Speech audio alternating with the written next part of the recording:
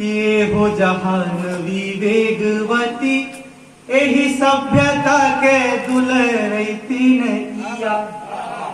धार तुहार जहां ले बहे ओह जामल बाशुचि ज्ञान के दिया। धार तुहार प्रसार है ज्ञान के कौन नंजुरी में भरी पिया। लाख जुगंतर से बही जात बा पानी के धार पे माटी के दिया। जुगंतर से बही जात बा पानी के धार पे माटी के दिया। संस्कार भारती की तरफ से कार्यक्रम हो रहा बा। राष्ट्र के बाद आज दिन भर चलल है, राष्ट्रवाद के बाद चलल है। तो एक गीत पहले हम राष्ट्र के समर्पित पढ़ दी, ओकरा बाद जौन रुआ सब आदेशित करे कि देशवा हमार हवे, देशवा हमार हवे सोने के चिड़ैया। चिड़ैया रे तोरा नजर जनी लागे।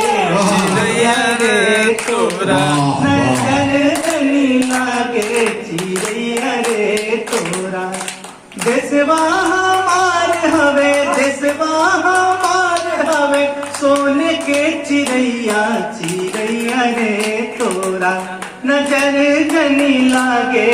चिड़ैया रे तोरा रहिया ना रोक तोर पावे कोनो आनी। रहिया ना रोक तोर पावे कोनो आनी। तोर चुर मुनवारे गौतम आगाधी। तोर चुर मुनवारे गौतम आगाधी। हियरा के एक रंग पाख सतरंगिया। हिंदी के बिंदी सोभेला तोरे ममिया। सावर सुनर देह, सावर सुनर देह फसलन से लागे। चिड़ैया रे तोरा नजर जनी लागे।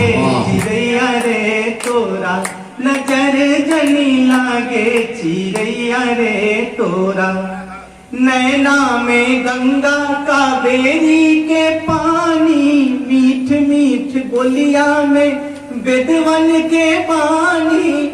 गणित खगोल गीत कविता कहानी। जग के तू दिहलू के तोरे जसदानी।